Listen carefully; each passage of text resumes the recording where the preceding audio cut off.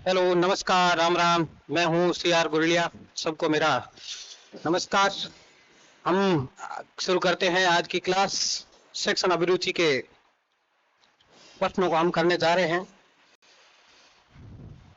सीधे ही पहला प्रश्न है आपके सामने। देखिए, पहला प्रश्न क्या है आपके सामने। यदि आप बच्चों की योग्यता को निखारना चाहते हैं तब निम्नलिखित में से आप किसे अनुमोदित करेंगे। क्या कर रहे हैं, बच्चों की योग्यता को क्या कर रहे हैं, निखारना चाहते हैं। तो क्या करेंगे, विश्व में रुचि पैदा करना, अनुभवों के ढांचों को विकसित करना, इंद्रियों को तेज करना या मानसिक क्षमताओं को प्रशिक्षित करना। देखिए, क्या करना है, बच्चों की योग्यता को निखारना है।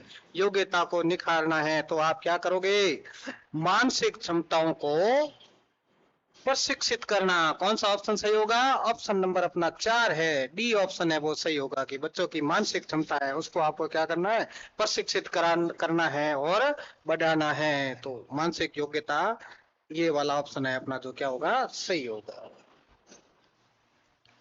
दूसरा प्रश्न है आपके सामने, बच्चों को दंडित करने का मुख्य उद्देश्य है। देखिए, पहली बात तो है कि बच्चों को दंडित करना ही नहीं चाहिए, लेकिन यहाँ उसका मुख्य उद्देश्य क्या होगा, अपना प्रभुत्व स्थापित करना, दूसरों को इस कार्य को करने से रोकना, दोषी छात्र को सुधारना, जो गलती हुई है उसका प्रतिकार करना। कौन सा ऑप्शन सही होगा। देखिए, बच्चों को दंडित करने का मुख्य उद्देश्य है तो क्या होगा, दोषी छात्र है उसको क्या करना है, सुधारना है। कौन सा ऑप्शन नंबर सही होगा, ऑप्शन नंबर कौन सा सही होगा, सी होगा, बी होगा, बताओ कौन सा ऑप्शन सही होगा। तो दोषी छात्र है उसको क्या करना, सुधारने की भावना उसमें होती है। हालांकि क्या है कि छात्र को दंड देना अपराध है, छात्र को दंड एक शिक्षक है वो नहीं दे सकते, क्योंकि जो आरटी है, आरटी की जो धारा कौन सी धारा, धारा 17 है, उसमें ये कहा गया है कि आरटी की धारा 17, इसमें क्या कहा गया है, कहा गया है कि आप विद्यार्थी को शारीरिक और मानसिक रूप से दंड नहीं दे सकते हैं। अगला प्रश्न है आपके सामने कि छात्रों को शिक्षित करने के लिए शिक्षक की जो प्रमुख भूमिका है उसे इस तरह समझा जा सकता है। क्या है भाई, देखो, छात्रों को शिक्षित करने के लिए शिक्षक की जो प्रमुख भूमिका है, शिक्षक की प्रमुख भूमिका क्या है, किस तरह उसको अपन समझ सकते हैं। आइए ऑप्शन पढ़ते हैं। छात्रों के समक्ष एक अच्छा उदाहरण रखा जाए जिसका वे अनुकरण करें, प्रभावी शिक्षण पद्धति द्वारा विकसित करने में छात्रों की सहायता की जाए, या कक्षा प्रबंधन तकनीकी पर शिक्षक को सूचना प्रदान करना, या कक्षा में छात्र के उचित स्थान यानी बैठने की व्यवस्था को क्या करना, सुगम बनाना। तो कौन सा ऑप्शन सही होगा। देखिए, आपको करना क्या, प्रमुख भूमिका बतानी है, छात्रों को क्या करना है, शिक्षित करना है। तो देखिए क्या है, यहाँ सीधा सा शब्द आया है, क्या आया है, प्रभावी शिक्षण। प्रभावी शिक्षण बहुत ही क्या है, जरूरी है। तो इसकी पद्धति द्वारा क्या करोगे, विकसित करने में छात्रों की सहायता की जाए। इस तरह अपन छात्रों को शिक्षित करने की जो प्रमुख भूमिका है वो क्या कर सकते हैं, समझा जा सकता है। तो ऑप्शन नंबर कौन सा सही होगा, ऑप्शन नंबर कौन सा सही होगा, ऑप्शन नंबर बी सही होगा। अगला प्रश्न है कि जो छात्र कक्षा में प्रश्न पूछते हैं उन्हें क्या करना चाहिए। देखिए, आप एक शिक्षक है, कक्षा में शिक्षण कार्य करवा रहे हैं, कोई बालक आपसे प्रश्न पूछ रहा है तो उन्हें क्या करना चाहिए, कक्षा में प्रश्न करते रहने के लिए प्रेरित करना चाहिए, कक्षा चर्चा में भागीदारी के लिए प्रेरित करना चाहिए, स्वयं से स्वतंत्र रूप से उत्तर ढूंढने के लिए प्रेरित करना चाहिए, या छात्रों को कहा जाना चाहिए कि वे शिक्षक से कक्षा के बाहर निकले। देखिए, ऐसा आप बिल्कुल नहीं कर सकते। आप कोई छात्र प्रश्न कर रहा है तो आप ये नहीं कह सकते कि तुम कक्षा से बाहर निकल जाओ, स्वयं से स्वतंत्र रूप से उत्तर ढूंढने के लिए प्रेरित करना चाहिए, बिल्कुल नहीं। आपको से प्रश्न किया है तो आपको जवाब देना चाहिए, कक्षा में प्रश्न करते रहने के लिए प्रेरित करना चाहिए, ये भी अच्छी बात है। कक्षा चर्चा में भागीदारी के लिए प्रेरित करना चाहिए। तो प्रश्न पूछता है आपको उनको हमेशा क्या करना है, प्रेरित करना है कि कक्षा में जो चर्चा हो रही है, जिस विषय वस्तु पर बात हो रही है, उसमें वो छात्र है वो भी क्या है, अपनी भागीदारी निभाए, वो भी क्या हो जाए, आपके उसमें शामिल हो जाए। तो ऑप्शन नंबर कौन सा सही होगा, option number B is correct. अगला प्रश्न है, पढ़ाते समय शिक्षक द्वारा उदाहरण देने का क्या कारण है। अगर एक शिक्षक है, कक्षा में शिक्षण कार्य करवा रहे हैं तो उदाहरण दे रहे हैं, उदाहरण देने का कारण क्या हो सकता है, पाठ को लंबे समय तक खींचा जा सके, छात्रों को ध्यान आकर्षित करने के लिए, पाठ की व्याख्या करना या पाठ को रुचिकर बनाने के लिए। देखिए उदाहरण आपने कई बार पढ़ा है कि बालकों को उदाहरण देकर समझाना चाहिए, जिससे क्या होता है, शिक्षण आसान हो जाता है। तो पाठ भी क्या बनाएगा, पाठ भी रुचिकर हो जाएगा। आप बहुत सारे उदाहरण देकर उनसे जुड़े हुए, उस विषय वस्तु से जुड़े हुए उदाहरण देकर अगर पाठ पढ़ाएंगे, उनको समझाएंगे, तो वो क्या होगा, आपको पाठ रुचिकर बन जाएगा। तो ऑप्शन नंबर कौन सा सही होगा, डी ऑप्शन सही होगा। अगला प्रश्न है आपके सामने कि आपके अनुसार शिक्षा का उद्देश्य है, आपके अनुसार शिक्षा का उद्देश्य क्या है, शिक्षा का मोटो क्या है। व्यक्तित्व और चरित्र निर्माण करना, अच्छे नागरिक तैयार करना, ज्ञान प्रदान करना या समाज सुधार करना। क्या हो सकता है, देखिए शिक्षा का उद्देश्य व्यक्तित्व और चरित्र निर्माण करना, ठीक है, अच्छे नागरिक तैयार करना, ज्ञान प्रदान करना, समाज सुधार करना। तो यह जो बेस्ट ऑप्शन रहेगा आपका वो क्या रहेगा कि अच्छे नागरिक तैयार करना। क्या करना, अच्छे नागरिक। शिक्षा का जो है मुख्य उद्देश्य है कि एक अच्छे नागरिक अपन उनको तैयार कर सके, एक शिक्षा ग्रहण करके वो अच्छा एक नागरिक बन सके और देश में अपनी भागीदारी निभा सके। तो अच्छा नागरिक का निर्माण करना शिक्षा का मूल उद्देश्य है। आगे बढ़ते हैं, अगला प्रश्न है, तकनीकी के विकास के साथ भविष्य में शिक्षक की भूमिका होगी। तकनीकी यानी टेक्नोलॉजी के विकास के साथ भविष्य में यानी फ्यूचर में शिक्षक की है वो क्या भूमिका हो सकती है टेक्नोलॉजी के क्षेत्र में। पढ़ाते समय इंटरनेट का प्रयोग करना, अच्छी पाठ्य पुस्तक को विकसित करना, छात्रों का मार्गदर्शन करना या सूचना प्रदान करना। देखिए क्या हुआ, पढ़ाते समय क्या करोगे, तकनीक, देखिए टेक्नोलॉजी इंटरनेट का प्रयोग करना। क्या करना है, शिक्षक की भूमिका होती है कि वो इंटरनेट का प्रयोग करके शिक्षण कार्य करवा सकता है, नई नई शिक्षण विधियां सीख सकता है, नए नए नवाचार सीख सकता है। तो ऑप्शन नंबर ए है यहाँ क्या होगा, सही होगा। अगला प्रश्न है, सतत और व्यापक मूल्यांकन सीसीई संकेत करता है विद्यालय आधारित मूल्यांकन। जो क्या है, सीसी क्या संकेत करता है कि विद्यालय आधारित जो मूल्यांकन है वो क्या है, बच्चों से संबंधित विद्यालय गतिविधियों के सभी पहलुओं को सम्मिलित करता है, छात्रों के केवल शैक्षिक पहलू को सम्मिलित करता है, छात्रों के व्यक्तिगत विकास को सम्मिलित करता है या छात्रों की सामाजिक अनुकूल क्षमता को सम्मिलित करता है। देखिए शब्द है व्यापक, सतत यानी निरंतर चलने वाला, व्यापक यानी व्यापक से अर्थ से ही अपन ये समझ सकते हैं कि बालक के सभी पहलू है वो उसमें क्या होते हैं, शामिल होते हैं।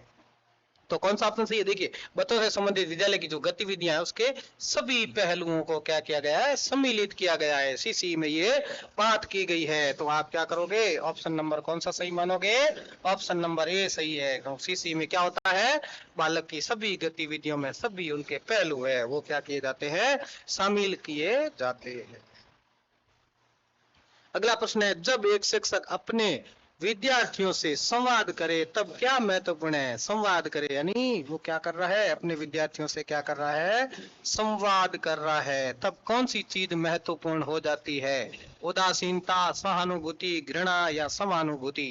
अब जब शिक्षक है वो अपने विद्यार्थियों से क्या कर रहा है, क्या कर रहा है, संवाद कर रहा है, तो सबसे महत्वपूर्ण चीज इसमें क्या होगी, संवाद करे तब महत्वपूर्ण है, उदासीनता महत्वपूर्ण है, सहानुभूति महत्वपूर्ण है, घृणा महत्वपूर्ण है, समानुभूति, घृणा नहीं होनी चाहिए, सहानुभूति या उदासीनता या समानुभूति, बताइए उत्तर कौन सा होगा। देखिए समानुभूति भी उत्तर गलत है, उदासीनता भी उत्तर गलत है, घृणा भी नहीं, सहानुभूति होनी चाहिए, यानी विद्यार्थियों के प्रति उसकी क्या होनी चाहिए, सहानुभूति होनी चाहिए। जब वो क्या करे, संवाद करे, जब विद्यार्थियों से चर्चा करे तो उसमें सहानुभूति शिक्षक की होनी चाहिए। ऑप्शन नंबर बी है वो क्या है, सही। अगला प्रश्न है, कक्षा में संवाद होना चाहिए। देखिए कक्षा में संवाद कैसा होना चाहिए, पाठ्य पुस्तक केंद्रित होना चाहिए, छात्र केंद्रित होना चाहिए, सर्वसाधारण केंद्रित होना चाहिए या शिक्षक केंद्रित होना चाहिए। कैसा होना चाहिए, देखिए हमेशा एक शिक्षक होता है, वो शिक्षण करवाता है, किनको शिक्षण करवाता है, छात्रों को करवाता है। तो यहाँ मुख्य केंद्र बिंदु हमेशा कहा गया है कि शिक्षण में, शिक्षण कार्य में केंद्र बिंदु होता है वो कौन होता है, हमेशा छात्र होता है। कौन होता है, छात्र होता है। छात्र को ध्यान में रखकर छात्र के स्तर के अनुसार शिक्षण कार्य करवाना चाहिए। तो संवाद भी जब करते हैं तो वो किसके केंद्रित हो, छात्रों के केंद्रित हो, छात्रों के इर्द गिर्द हो। तो संवाद हमेशा है वो छात्र केंद्रित होना चाहिए। अगला प्रश्न है, जीवन कौशल, ये जीवन कौशल है, ये लोगों का क्या क्या व्यवहार को विकसित करने में सहायक होता है। जीवन कौशल है वो व्यवहार को विकसित करने में क्या सहायक होता है। देखिए दोनों या खालिस्तान है, इसमें क्या क्या आएगा, अनुकूलनीय और समायोजित व्यवहार को विकसित करने में सहायक होता है, भावुक और स्तर व्यवहार को विकसित करने में सहायक होता है, अनुकूलनीय और सामाजिक व्यवहार को विकसित करने में सहायक होता है, या अनुकूलनीय और सकारात्मक व्यवहार को सम्मिलित करने में क्या होता है, सहायक होता है। देखिए कौन सा उत्तर सही होगा इसमें, जीवन कौशल है। जीवन कौशल है वो लोगों को कैसा होता है भाई, अनुकूलनीय और समायोजित व्यवहार को विकसित करने में क्या होता है, सहायक होता है। तो ऑप्शन नंबर यहाँ कौन सा सही होगा, ए होगा, पहले खाली स्थान में अनुकूलनीय और समायोजित व्यवहार। सुआयोजित प्रश्नोत्तरी आपके छात्रों को, सुआयोजित प्रश्नोत्तरी है वो आपके छात्रों में क्या करेगी भाई, उत्साहित करती है या उन विषयों की ओर ध्यान दिलाती है जिनसे उन्हें लाभ हो, कुछ आनंद प्राप्त करती है, विषय और कौशल पर ज्ञान बढ़ाने पर प्रकाश डालती है। सुआयोजित प्रश्नोत्तरी है वो क्या करेगी, छात्रों में उत्साहित करती है, उन विषयों की ओर ध्यान दिलाती है जिनसे उन्हें लाभ हो। हाँ, सुआयोजित वो क्या करेगी भाई, उन विषयों की ओर ध्यान दिलाती है जिनसे उन्हें क्या हो, लाभ हो। ऑप्शन नंबर सही कौन सा होगा, ऑप्शन नंबर बी सही होगा। सतत और संचयी मूल्यांकन का सबसे महत्वपूर्ण उद्देश्य, देखिए यहाँ सतत और संचयी मूल्यांकन आया है, वो वही वाला सतत एवं व्यापक भी इसको कह सकते हैं। मूल्यांकन का सबसे महत्वपूर्ण उद्देश्य क्या है, विद्यालय छोड़ने वालों की दर को कम करना, शिक्षा ग्रहण करने पर अधिक ध्यान केंद्रित करना, तनाव और चिंता को कम करना, छात्रों को विद्यालय आने के लिए आकर्षित करना। तो इसमें कौन सा ऑप्शन सही होगा, शिक्षा ग्रहण करने पर अधिक क्या करना, ध्यान केंद्रित करना। तो ऑप्शन नंबर कौन सा सही माना जाएगा, ऑप्शन नंबर बी सही माना जाएगा। विद्यार्थियों में आरंभिक अवस्था से ही सामाजिक संवेदनशीलता विकसित करने के लिए उन्हें सिखाना होगा कि भी, तो विद्यार्थियों में क्या करना है, आरंभिक यानी शुरुआत में ही आपको क्या करना है, सामाजिक संवेदनशीलता का क्या करना है, विकास करना है। तो क्या सिखाना चाहिए, पौधों और पालतू पशुओं की देखभाल करे, बुजुर्गों के प्रति दया भाव रखे, अपने आसपास में स्वच्छता बनाए रखे, या गमले में लगे पौधों की क्या करे, देखभाल करे। देखिए आपको क्या सिखानी है, सामाजिक संवेदनशीलता सिखानी है। तो बच्चे क्या करेंगे, देखिए बुजुर्गों के प्रति क्या करना, दया भाव रखना, यानी अपने घर परिवार में, जो विद्यार्थियों के घर परिवार में बुजुर्ग रहते हैं, उनके दादा दादी हो सकते हैं, नाना नानी हो सकते हैं, उनके प्रति उनको क्या सिखाना होगा कि दया भाव रखे। तो वो अपने आप क्या करेंगे, आरंभिक अवस्था में ही क्या सीख पाएंगे, सामाजिक संवेदनशीलता परिवार में रहकर ही एक विद्यार्थी सीख सकता है। अगले प्रश्न की ओर बढ़ते हैं।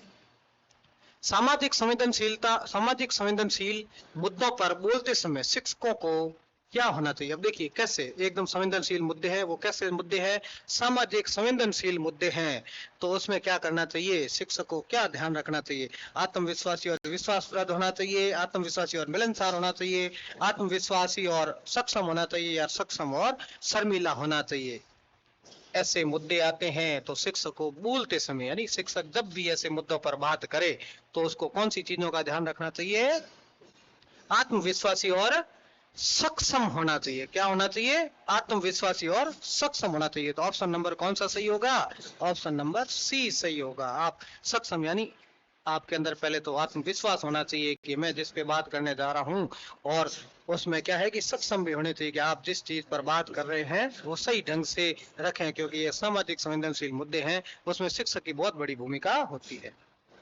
ऑप्शन नंबर, अगला प्रश्न है आपका, यदि किसी कक्षा में छात्र मादक द्रव्य का सेवन करते पाए जाते हैं तब शिक्षक को क्या करना चाहिए। यदि कोई कक्षा में छात्र है वो क्या है कि मादक द्रव्य का क्या कर लिया, उसने सेवन किया हुआ आपको मिल गया कक्षा में, तो आप क्या करोगे, पुलिस को सूचना करोगे, प्रधानाध्यापक को सूचित करोगे, उन्हें उचित परामर्श देना चाहिए या उन्हें दंडित करना चाहिए। देखिए बालक है, क्या है कि कोई बालक है, देखिए बच्चे हैं, बच्चे कुछ भी कैसी कैसी संगत में क्या करते हैं रहकर कुछ भी गंदी आदतें भी सीख सकते हैं। तो बालक अगर मादक द्रव्य का क्या करके आ गया, सेवन करके विद्यालय में आ गया, तो आप क्या करोगे, उन्हें उचित परामर्श दोगे या प्रधानाध्यापक को सूचित करोगे या पुलिस को सूचित करोगे। तो तीनों चारों में से आपको कौन सा ऑप्शन सही लग रहा है, बताइए जल्दी, देखे कमेंट करके उत्तर बताइए। देखिए आप क्या करोगे, आप विद्यार्थी को समझाओगे, क्या करोगे भाई, समझाओगे कि ऐसी गंदी आदतें नहीं अपनानी चाहिए। एक शिक्षक है वो हमेशा अच्छा मार्गदर्शक होता है, तो आप उसको परामर्श दोगे बच्चे को, कि उचित परामर्श देंगे कि इन चीज के लाभ नफे नुकसान बताने पड़ेंगे आपको, कि ऐसी चीजें हैं वो बालकों के लिए सही नहीं है, उसके क्या क्या हानियां होती है उसके बारे में आपको उस विद्यार्थी से चर्चा करनी होगी, उसे उचित परामर्श देना होगा, तो आप एक विद्यार्थी है उसका जीवन सही ढंग से सुधार सकते हैं। अगला प्रश्न है कि छात्रों की अभिवृत्ति के मूल्यांकन की सबसे प्रचलित पद्धति है, छात्रों की जो अभिवृत्ति है उसके मूल्यांकन की सबसे प्रचलित पद्धति है वो कौन सी है? स्व प्रगति सूची या अभिवृत्ति का पैमाना, सर्वेक्षण, साक्षात्कार, जीवन संबंधी और निबंधात्मक पद्धति, या परोक्ष अवलोकन? देखिए, छात्रों की अभिवृत्ति का मूल्यांकन है उसकी सबसे प्रचलित पद्धति है वो कौन सी मानी जाएगी? आपके सामने ऑप्शन है स्व प्रगति सूची और अभिवृत्ति का पैमाना, सर्वेक्षण, साक्षात्कार, जीवनी संबंधी और निबंधात्मक पद्धति, या परोक्ष अवलोकन। देखिए बताइए कौन सा ऑप्शन सही होगा? तो पहला ऑप्शन है जो वो क्या होगा, सही होगा स्व प्रगति सूची और अभिवृत्ति का पैमाना, यह सबसे प्रचलित विधि है वो मूल्यांकन में क्या है कि शायद। शिक्षक और अभिभावक सभा में आप कैसे व्यवहार करेंगे? शिक्षक और अभिभावकों की क्या हो रही है? सभा हो रही है, उसमें आप कैसा व्यवहार करेंगे? अभिभावकों द्वारा पूछे गए प्रश्नों का संक्षिप्त उत्तर देंगे, बच्चों की योग्यता और कमजोरी पर विचार विमर्श करेंगे, उन्हें दूसरे विषयों से परिचित करेंगे, या अभिभावकों से बातचीत करने से बचने का प्रयास करेंगे? देखिए, आपने अभिभावक और क्या कर लिया, इनका एक सभा आयोजित की है, क्या की है? सभा आयोजित की है, तो उसमें क्या करेंगे आप? क्या कमेंट आ रहा है भाई?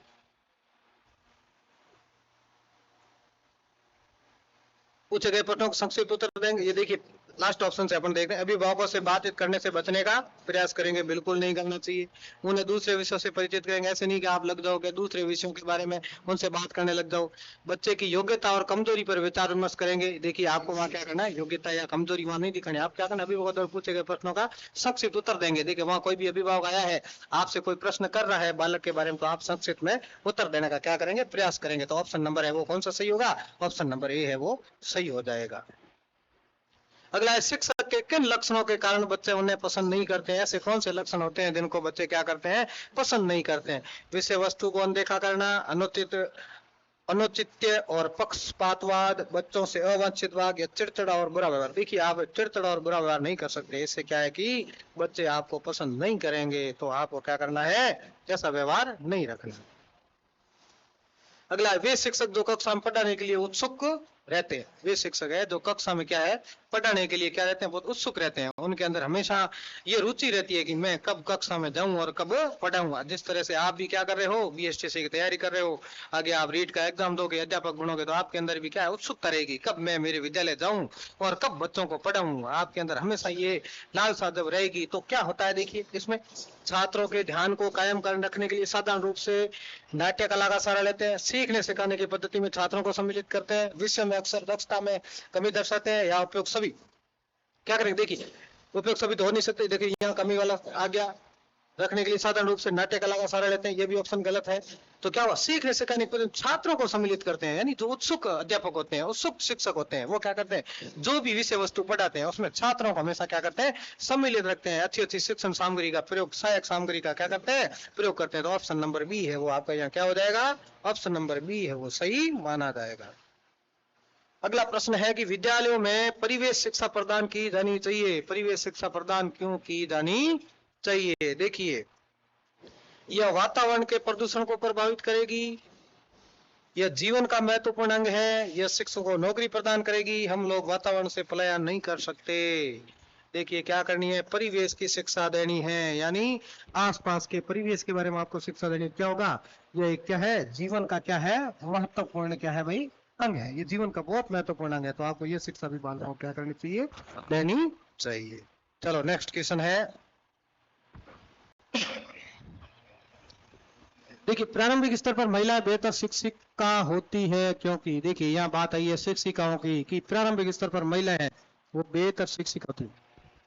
देखिए जो बच्चों का प्रारंभिक स्तर होता है कक्षा 1 से 5 तक, इसमें क्या है कि महिलाओं को बेहतर शिक्षिका माना गया है। क्यों माना गया कि वे बच्चों के साथ धैर्यपूर्ण व्यवहार करती है, वे कम वेतन लेकर काम करने को तैयार। देखिए कम वेतन लेकर कोई काम नहीं करता है, चाहे शिक्षक हो चाहे शिक्षिका हो। इस पेशे में उच्च शैक्षणिक योग्यता की आवश्यकता नहीं है, ये भी गलत बात है। देखिए शैक्षणिक योग्यता जो निर्धारित मानदंड है वो अपन को पूरे करने होंगे। उन्हें अन्य पेशों में काम करने के अवसर कम मिलते हैं, ये जरूरी नहीं है, क्योंकि आजकल अपन मानते हैं कि महिलाएं भी कम नहीं है। तो क्या है कि वो बच्चों के साथ धैर्यपूर्ण व्यवहार करे। देखिए वो ऐसा गुण उनमें क्यों है, क्योंकि वो एक शिक्षिका होने से पहले भी एक क्या है, वो एक माँ है। इसलिए शिक्षिका होती है वो छोटे बच्चों को, यानी प्रारंभिक जो स्तर है, बच्चों का प्रारंभिक स्तर है, उसमें जो अध्ययन करवाने के लिए शिक्षिका को क्या माना गया, बेहतर माना गया है, क्योंकि उसके अंदर धैर्यपूर्वक व्यवहार होता है, धैर्य बहुत होता है, धैर्य वाली क्षमता होती है। तो इसलिए प्रारंभिक स्तर पर जो मैडम होती है उनको क्या माना गया है, बेहतर माना गया है। विद्यार्थियों को गृह कार्य देने का लाभ है, ताकि वे गृह कार्य देने का क्या लाभ है, घर पर व्यस्त रहे, घर पर पढ़े, अपनी प्रगति पर ध्यान दे, या अध्याय की आदत का विकास, स्वाध्याय की आदत का क्या हो, विकास हो। देखिए गृह कार्य दे रहे हो तो बच्चा घर जाएगा तो अपनी किताब या कॉपी खोलेगा, उसमें वो जो गृह कार्य दिया उसको पढ़ेगा, तो उसमें स्व अध्याय की क्या होगी, आदत का विकास होगा। स्वयं अध्ययन करेगा, स्वयं क्या करेगा, अध्ययन करेगा, स्वयं अध्ययन करेगा। तो ऑप्शन नंबर कौन सा सही होगा, डी ऑप्शन सही हो जाएगा।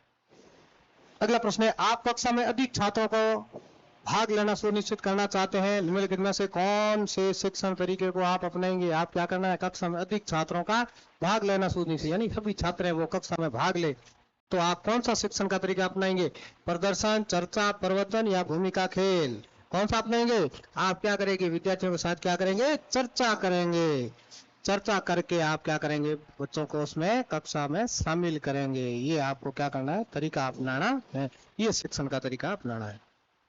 बालक के सामाजिक विकास की तीव्र गति कब होती है, एकल परिवार में, संयुक्त परिवार में, दोनों में, या किसी में नहीं।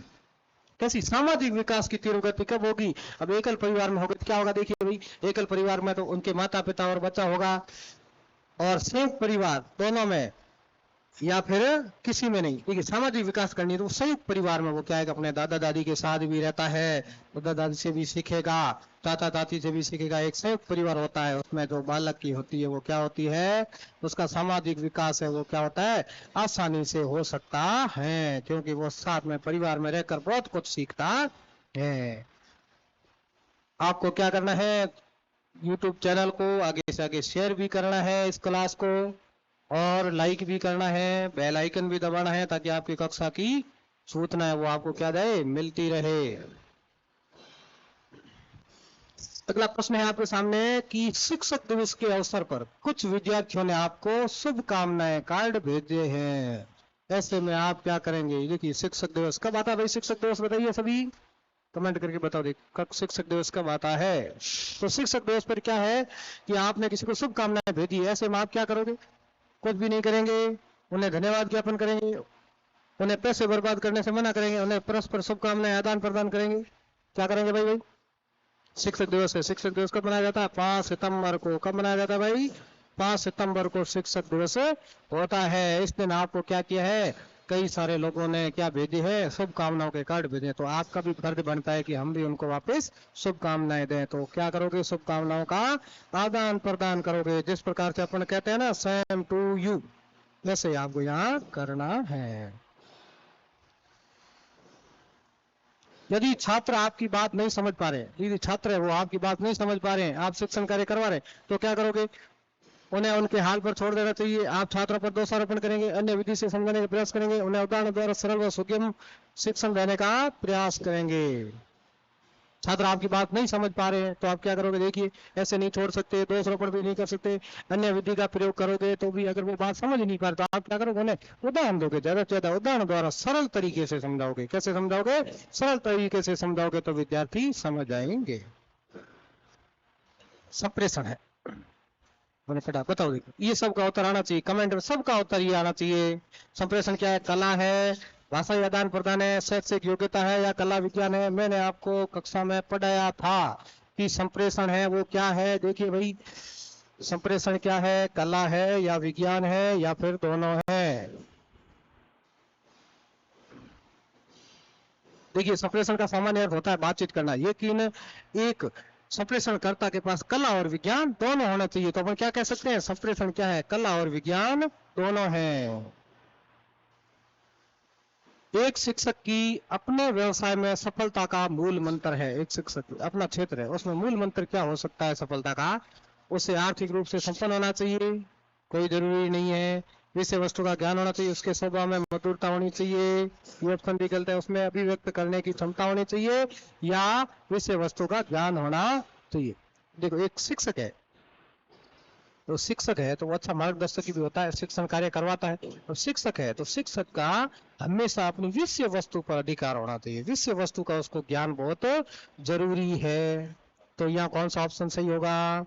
विषय वस्तु का ज्ञान होना चाहिए, ऑप्शन नंबर बी सही होगा। सफलता का मूल मंत्र अपने विषय वस्तु का ज्ञान होगा, अच्छे ढंग से वो विषय वस्तु को आगे पढ़ाएगा विद्यार्थियों को, तो उसकी सफलता अवश्य मिलेगी। तो विषय वस्तु का ज्ञान होना बहुत आवश्यक है।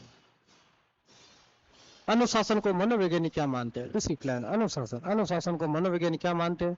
धन मिलने पर ही सही कार्य करना, नियमों का पालन करना, या स्वतः ही नियमों का पालन करना, या सही ढंग से रहना। देखिए धन मिलने पर सही कार्य करना जरूरी नहीं है, नियमों का पालन करना ही सही नहीं है, सही ढंग से रहना भी अनुशासन नहीं है। तो अनुशासन है वो हमेशा विद्यार्थियों क्या है, स्वयं को प्रेरित करता है, स्वतः क्या करता है, स्वतः ही नियमों का पालन करना सिखाता है। अनुशासन ये मानते हैं वैज्ञानिक कि छात्र है वो स्वतः क्या है, नियमों का पालन करेंगे तो अपने आप क्या है जीवन में अनुशासन बना रहेगा।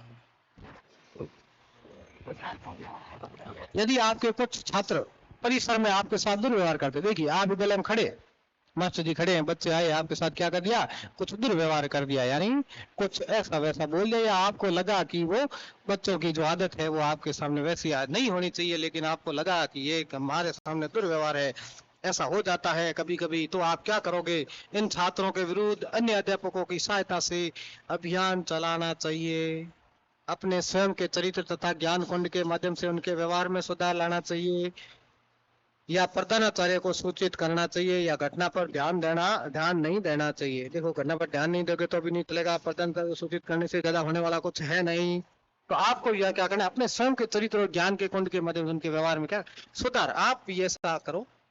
आप उसके सामने शिक्षक एक होता है, विद्यार्थी का आदर्श होता है, तो आपको भी अपने स्वयं के चरित्र और कुंड, ज्ञान कुंड है उसके माध्यम से क्या करना है, व्यवहार में सुधार लाना है, ताकि विद्यार्थी है वो आगे ऐसी हिम्मत नहीं करे, आपको देख के सीखे। तो उत्तर नंबर सही कौन सा? ऑप्शन नंबर बी है। अगला प्रश्न आपके सामने है कि एक शिक्षक के नाते आप सामाजिक कुरीतियों को कैसे दूर कर सकते हैं? आप एक शिक्षक है, आपके सामने ये समस्या हो गई, सामाजिक कुरीतियां कुछ है, बहुत सारी समाज में आजकल नई नई कुरीतियां है, उनको दूर कैसे करोगे? जन चेतना जागृत करने का प्रयास करेंगे, समाज सुधार का संकल्प करेंगे, पोस्टर द्वारा प्रचार करेंगे, यह सोचकर कि सामाजिक कुरीतियां कभी दूर हो नहीं सकती। देखिए कभी नेगेटिव सोचना नहीं है, पोस्टर से भी ज्यादा फर्क नहीं पड़ेगा। समाज सुधार का संकल्प लेंगे तो फिर आप क्या करोगे, क्या कोई भी फर्क आपसे नहीं पड़ने वाला। तो आपको क्या करना है, लोगों में जागरूकता फैलानी है, जन चेतना जागृत करने का प्रयास करेंगे। क्या करेंगे, लोगों को जागरूक करेंगे, ऐसी जो कुरीतियां हैं, इनकी जो हानियां हैं वो आप क्या करोगे, लोगों को बताओगे, तो धीरे धीरे अपने आप सामाजिक जो समाज में व्याप्त कुरीतियां हैं वो अपने आप क्या हो जाएगी, समाप्त होती चली जाएगी। अगला प्रश्न है कि विद्यार्थियों को विषय का चयन करना चाहिए। विद्यार्थियों को विषय का चयन कैसे करना चाहिए? विषय की उपयोगिता के आधार पर, अभिभावकों की इच्छा अनुसार, शिक्षक के दिशा निर्देश के अनुसार, उसकी क्षमता व रुचि के अनुसार। देखिए क्या होता है, कभी कभी क्या है कि जैसे माना कि 10वीं कक्षा में बच्चा पढ़ रहा है, कौन सी कक्षा में, 10वीं कक्षा में, उसका रिजल्ट आया और देखा कि उसको क्या है, परसेंटेज बने उसके 95 परसेंटेज बने, घर वाले भी खुश हो गए कि बालक की मार्कशीट है उसमें 95% बने हैं, तो क्या सभी उसको शुभकामनाएं दे रहे हैं। और 95 परसेंटेज बनते ही सीधा घर वालों ने सोच लिया कि मेरे को बच्चे को क्या बनाना है, डॉक्टर बनाना है। क्या बनाना है, डॉक्टर बनाना है, और सीधा उसको साइंस दिलवा देंगे। क्या करेंगे भाई, साइंस दिलवा देंगे। लेकिन ये नहीं देखेंगे कि उसको साइंस के में नंबर कितने आए हैं, हो सकता है 95%, बाकी वाली विषयों में 98, 99, और वहां आप देखें कि साइंस में नंबर है वो क्या हो गए, 65 आए हुए हैं, और आप उसको सीधा इस मार्क्स के आधार पर कह रहे हैं, और बच्चे की इच्छा भी नहीं है, और आप उसको कह रहे हैं कि मैं डॉक्टर बनाऊंगा यार। तो ऐसा आपको नहीं करना चाहिए। अगर बच्चों को विषय का चयन करना, क्या करोगे, विषय की उपयोगिता के आधार पर, अभिभावकों की इच्छा अनुसार, बिल्कुल नहीं, क्योंकि पढ़ना बालक को है, शिक्षक के दिशा निर्देश के अनुसार, उनकी क्षमता व रुचि के अनुसार। कौन सा ऑप्शन सही है? देखिए विद्यार्थियों की आपको रुचि देखनी है, पहले ही बताया था कि जिस कार्य में अपनी रुचि हो वही कार्य करना चाहिए। तो बालक को पूछना है, उनको क्या करनी है, उनकी रुचि देखनी है कि बालक की रुचि है वो किस विषय में है, किस कार्य को करने में, उसके अनुसार विषय का क्या करना चाहिए, चयन करना चाहिए। देखिए आप शिक्षण कौशल की प्रगति के लिए सर्वोच्च महत्व प्रदान करते हैं। शिक्षण कौशल प्रगति के लिए किसको सर्वोच्च महत्व प्रदान करते हैं? उच्च गुणवत्ता का कक्षीय शिक्षण कार्य, अधिकाधिक ट्यूशन कार्य, उत्तम पुस्तकों का लेखन, या शिक्षण कार्य में पलायन। क्या है? शिक्षण कौशल है, उसकी क्या है? प्रगति। उसके लिए सर्वोच्च महत्व किसको देंगे? उच्च गुणवत्ता का कक्षीय शिक्षण कार्य। उत्तर भी साथ साथ आप भी देते रहे तो क्या होगा? उच्च गुणवत्ता का क्या करोगे? कक्षीय शिक्षण कार्य करो। शिक्षकों के प्रशिक्षण से क्या होता है? उनका विषय ज्ञान बढ़ता है, उन्हें नियुक्ति प्राप्त होती है, उनका शिक्षण ढंग सुधरता है, उनकी नेतृत्व क्षमता बढ़ती है। देखिए शिक्षकों को प्रशिक्षण क्यों दिया जाता है? क्योंकि उसके शिक्षण है वो ढंग है वो क्या है? सुधरता है। शिक्षकों का क्या है? शिक्षण ढंग में क्या होता है? सुधार होता है। यानी समय समय पर कार्यशालाएं शिक्षकों के लिए आयोजित की जाती है। अगला प्रश्न है कि किसी पैसे में सफल होने के लिए व्यक्ति को आवश्यकता होती है। किसी पैसे में सफल होने व्यक्ति किसकी आवश्यकता होती है? प्रेरणा, निष्कपटता या धैर्यशीलता, धन, स्तर या शैली। देखिए किसी पैसे में सफल होना है तो किसकी आवश्यकता चाहिए? देखिए सबकी आवश्यकता चाहिए। प्रेरणा भी होनी चाहिए, निष्कपटता भी होनी चाहिए एवं धैर्यशीलता भी होनी चाहिए, तब जाके व्यक्ति वो क्या होगा? कोई सफल माना जाएगा। सामाजिक रूप से परिपक्व व्यक्ति का श्रेष्ठ लक्षण है, बताइए उत्तर देखें। सामाजिक रूप से परिपक्व व्यक्ति का श्रेष्ठ लक्षण क्या होता है? क्रोधपूर्ण व्यवहार? बिल्कुल नहीं। सामाजिक रूप से परिपक्व यानी परिपक्व पूर्ण रूप से कौन है? संयमपूर्ण व्यवहार, संवेगात्मक रूप से अस्थिर व्यवहार भी नहीं होना चाहिए, तटस्थ व्यवहार भी नहीं होना चाहिए। तो व्यवहार कैसा होना चाहिए? संयमित तरीके का होना चाहिए, तब वो सामाजिक रूप से परिपक्व व्यक्ति माना जाएगा। अगला प्रश्न है कि वर्तमान शिक्षा का आधारभूत उद्देश्य क्या है? वर्तमान जो शिक्षा है उसका आधारभूत उद्देश्य क्या है? परामर्श एवं मोक्ष की प्राप्ति, व्यवसायिक कौशलों की प्राप्ति, या जागृति उत्पन्न करने का साधन, या व्यक्तित्व निर्माण का साधन। कौन सा उत्तर सही होगा? देखिए फटाफट कमेंट करके उत्तर बताइए। देखें कौन सा उत्तर सही होगा? वर्तमान शिक्षा का आधारभूत उद्देश्य। हाँ दीजिए दीजिए। मोक्ष प्राप्ति ये कोई उद्देश्य नहीं है शिक्षा का। जागृति उत्पन्न करने का साधन भी नहीं है, व्यक्तित्व निर्माण का साधन भी नहीं। ये क्या है? व्यवसायिक कौशलों की क्या है? प्राप्ति है। नहीं उससे किसी न किसी छात्र को व्यवसायिक कौशल देना चाहिए। समाज में व्याप्त बुराइयों का अध्ययन करने का उपयुक्त साधन है। समाज में जो बुराइयां व्याप्त है उसका अध्ययन क्या? छात्रों से संपर्क करोगे, अभिभावकों से संपर्क करोगे, सामाजिक सर्वेक्षण करोगे। देखिए आपको पता करना है तो आपको क्या करना पड़ेगा? सामाजिक सर्वेक्षण करना पड़ेगा। समाज में जाके रहकर आपको कई सारी चीजों का पता लगाना पड़ेगा। अगला प्रश्न है कि आपका अध्यापक बनने के पीछे प्रमुख मकसद क्या है? देखिए आपका मकसद क्या है? आप क्यों अध्यापक बनना चाहते हो? आप क्यों बीएससी करना चाहते हो? तो मकसद आपका ट्यूशन द्वारा अधिक धन प्राप्त करना। क्या आपका ये मकसद है कि मैं शिक्षक बन जाऊंगा, फिर ट्यूशन कराऊंगा बच्चों को और बहुत सारे पैसे कमाऊंगा, फिर ऐश मौज करूंगा? ये है क्या? जीव को पार करने हेतु है, या समाज में अच्छे नागरिक तैयार करना? क्या भाई जीवन चल जाएगा इसलिए शिक्षक बन रहा हूँ, या शिक्षण व्यवसाय से जुड़े रहना है इसलिए बन रहा हूँ? समाज में अच्छे नागरिक तैयार करना। आपने क्या सोचा मन में? मोदी की समाज में अच्छे नागरिक तैयार करना है, बच्चों का भविष्य सुधारना है, इसलिए आप क्या बन रहे हो? शिक्षक बन रहे हो। कोई ऐसा तो नहीं सोच रहा है कि ट्यूशन बनूंगा अधिक पैसे कमाऊंगा या क्या चलो जीवन का गुजारा हो जाएगा। लेकिन यहाँ सही उत्तर है वो क्या है? समाज में अच्छे नागरिक तैयार करना। यदि कोई बालक कक्षा से नित्य भाग जाता है तो आप क्या करेंगे? देखिए एक बालक है वो क्या कक्षा में आता है और फिर क्या करता है? चुपके से निकल जाता है।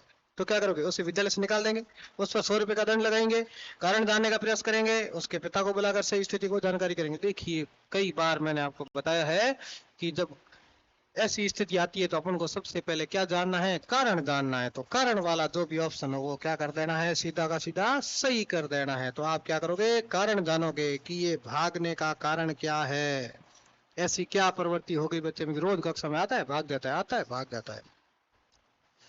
अगला प्रश्न है कि छात्रों को पढ़ाई के कुछ महत्वपूर्ण तथ्यों और अवधारणाओं की और खालिस्तान के औपचारिक मूल्यांकन के लिए मौखिक परीक्षा ली जाती है। देखिए छात्रों को पढ़ाई के कुछ महत्वपूर्ण तथ्य है, अवधारणाएं हो सकती है, उनका औपचारिक मूल्यांकन के लिए मौखिक परीक्षा ली जाती है। कैसे? ज्ञान और कौशल के, या समझ और ज्ञान के, या ज्ञान और अवधारणा, या सामाजिक कौशल और प्रयोग के। छात्रों को पढ़ाई के कुछ महत्वपूर्ण तथ्य पढ़ाई, कुछ अवधारणाएं पढ़ाई, और क्या हो सकता है साथ में औपचारिक मूल्यांकन के लिए मौखिक परीक्षा ली जाती है। किसके? ज्ञान और कौशल के औपचारिक मूल्यांकन के लिए, या समझ और ज्ञान के औपचारिक मूल्य के लिए, या ज्ञान और अवधारणा के मूल्यांकन के लिए, या सामाजिक कौशल और प्रयोग के औपचारिक मूल्य के लिए। तो कौन सा सही होगा? समझ और ज्ञान। यहाँ आपको क्या करना है? समझ और ज्ञान दोनों के औपचारिक मूल्यांकन के लिए क्या ली जाती है? मौखिक परीक्षा ली जाती है। अगला प्रश्न है कि आप कक्षा के मॉनिटर किस छात्र को बनाते हैं? हाँ, मॉनिटर। कोई मॉनिटर नहीं समझता है। कक्षा नायक। क्या? कक्षा नायक किस छात्र को बनाएंगे? होशियार और बुद्धिमान को, होशियार और हष्टपुष्ट को, प्रधानाध्यापक के पुत्र को, सर्वाधिक उद्दंडी को? बिल्कुल नहीं। प्रधानाध्यापक उत्तर को भी नहीं, होशियार हष्टपुष्ट को भी नहीं। आप किसको बनाओगे? जो छात्र क्या होगा? होशियार भी है और बुद्धिमान भी है, ऐसे छात्र को आपको क्या करना चाहिए? मॉनिटर बनाना चाहिए। और मॉनिटर को क्या कहा जाता है? कक्षा का नेता किसको कहा जाता है? शिक्षक को कहा जाता है। कक्षा का नेता किसको कहा जाता है? कक्षा का नेता शिक्षक को कहा जाता है। किसको कहा जाता है भाई? शिक्षक को। और प्रश्न ऐसे आ जाए कि शिक्षक की अनुपस्थिति में कक्षा का नेता कौन होता है? तो यही आपका जो मॉनिटर है, कक्षा की में शिक्षक की अनुपस्थिति में है, वो मॉनिटर को क्या कहा जाता है? कक्षा का नेता कहा जाता है। ये भी आपको साथ में ध्यान रखना है। ये देखिए प्रश्न आ गया, नेता के किस विषय का ज्ञान सर्वाधिक आवश्यक होता है? नेता के लिए किस विषय का ज्ञान नेता को सबसे जरूरी होता है? मनोविज्ञान का, सम्मान शक्ति का, राजनीति का, या प्रभावी व्यक्तित्व का? देखिए सीधी बात है, प्रभावी शब्द आया है, प्रभावी व्यक्तित्व। यानी नेता को सबसे पहले प्रभावी व्यक्तित्व उसका है, वो प्रभावी होना चाहिए, वो सबसे ज्ञान ज्यादा सर्वाधिक जरूरी है। शिक्षक के किस गुण की छात्र सर्वाधिक प्रशंसा करते हैं? अब शिक्षक का देखिए ऐसा कौन सा गुण होता है जो क्या है कि छात्र की सर्वाधिक, क्या छात्र क्या करते हैं? सर्वाधिक प्रशंसा करते हैं। शारीरिक सौंदर्य की, घने फुट रहा है मास्टर, उसकी व्यवस्था करते हैं, प्रशंसा करते हैं, या मित्रतापूर्ण व्यवहार की, या प्रभावी शिक्षण की, या इनमें से कोई नहीं। तो किसकी? देखिए सुंदर आप बहुत हो लेकिन कक्षा में जाते नहीं हो, पढ़ाते नहीं हो, तो कोई आपकी प्रशंसा नहीं करेगा। मित्रतापूर्ण व्यवहार तो अपना रहे हो लेकिन सर्वाधिक छात्र है आपकी प्रशंसा नहीं करेंगे। और इनमें से कोई नहीं, ऑप्शन गलत है। प्रभावी शिक्षण, आप शिक्षण कार्य अच्छा करवा रहे हो आप छात्रों के, तभी आप प्रिय माने जाओगे। जब बच्चों को अच्छा आप सही ढंग से पढ़ाओगे तो बच्चे हैं आपको बहुत ज्यादा प्रशंसा भी करेंगे और पसंद भी करेंगे। अगला प्रश्न है कि नेतृत्व केवल वही दे सकता है जिसमें क्या है? उच्च आदर्श हो, प्रतिष्ठा हो, सामान्य व्यक्ति जैसा हो, या क्रूरता हो? बिल्कुल नहीं। नेतृत्व केवल वही दे सकता है जिसमें क्या हो? सामान्य व्यक्ति जैसा हो, तो वो भी इतनी जरूरी नहीं है। सामान्य व्यक्ति सामान्य होता है। प्रतिष्ठा हो या उच्च आदर्श हो, सबसे बड़ी बात है उसके क्या हो? उच्च आदर्श हो, वो आदर्श रूप में उच्च हो, तो क्या माना जाएगा? ऑप्शन नंबर ए है वो क्या है? सही होगा। ये कुछ बीच में आ गया है, कोई बात नहीं। यानी क्या है? उसके उच्च आदर्श हो।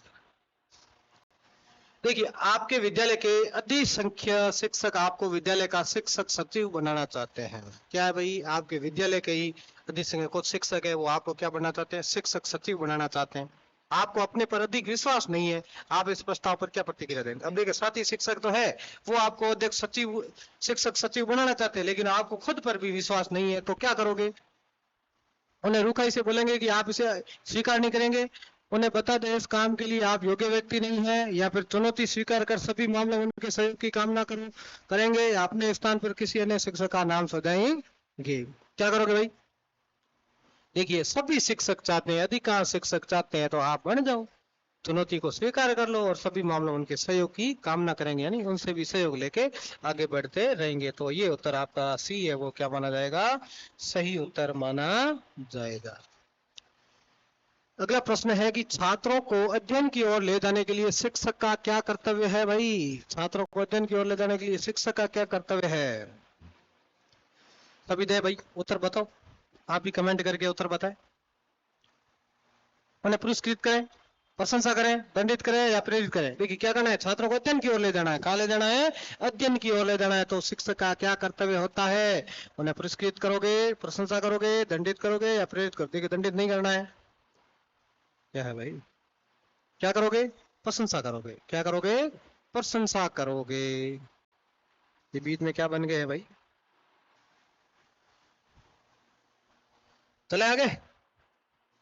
यदि शिक्षक छात्र के प्रश्न का उत्तर देने में असमर्थ हो, कई बार प्रश्न के ऊपर ने चर्चा की है, यदि शिक्षक है वो छात्र के प्रश्न का उत्तर देने में क्या है?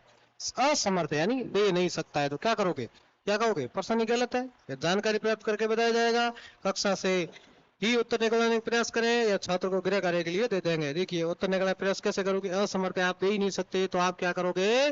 जानकारी प्राप्त करोगे। विद्यार्थी को ऐसे बताओगे कि मैं जानकारी प्राप्त करके आपको ये उत्तर बता दिया जाएगा। आज की क्लास का अपना अंतिम प्रश्न है, शिक्षक हेतु अत्यंत उपयोगी क्या है? शिक्षक के लिए क्या उपयोगी है? छात्रों से विचार विमर्श करना, प्रधानाध्यापक से नियम पूछे, या सभी शिक्षकों से बातचीत करे, या कैंटीन में चाय पीना, या आराम से बैठ जाए और कैंटीन में चाय पिए। तो शिक्षक के सबसे ज्यादा उपयोग क्या है? किसी के लिए होगा कि यार सर ये चाय पीने वाला सही है, मस्त है? नहीं। सभी शिक्षकों से बातचीत, बातचीत करके भी क्या करोगे? प्रधानाध्यापक से नियम पूछे, कोई नहीं, तो छात्रों से विचार विमर्श करना। आपका जो केंद्र बिंदु है वो कौन होना चाहिए? छात्र होना चाहिए। एक शिक्षक जब विद्यालय में होता है तो हमेशा वो छात्र के बारे में उसको बात करनी चाहिए। तो आज की क्लास पूरी होती है। आज अपन ने 50 प्रश्नों पे चर्चा की है।